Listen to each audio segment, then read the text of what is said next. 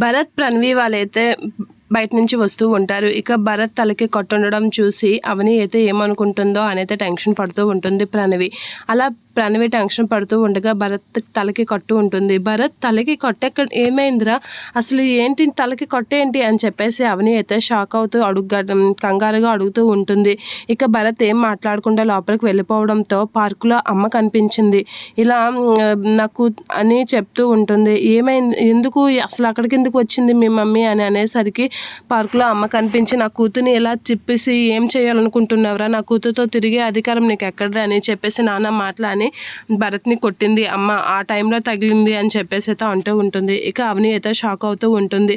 ఆ కోపంలో నేను భరత్కి దెబ్బ తగిలిందన్న కోపంలో అమ్మని నానా మాటలు అనేసాను వదిన, నేను భరత్తో తిరుగుతాను, ఎక్కడికైనా వెళ్తాను, అడిగే హక్కు మీకు లేదు, నేను ఎవరితోనైనా తిరిగే హక్కు నాకు ఉంది అని చెప్పేసి ప్రణవి అయితే చాలా గట్టిగా అంటూ ఉంటుంది. ఆ మాటలకి పార్వతి షాక్ అవుతూ ఉంటుంది. ఏంటి ప్రణవి, మీ అమ్మతో మాట్లాడాల్సిన మాటలైనా అవి అని అవని అడిగేసరికి, వదిన ఇంతవరకు వచ్చాక దాచడం ఎందుకు, నేను భరత్ని ప్రేమిస్తున్నాను అని చెప్పేసి ప్రణవి అయితే అంటూ ఉంటుంది. ఇక అవని అయితే షాక్ అవుతూ ఉంటుంది.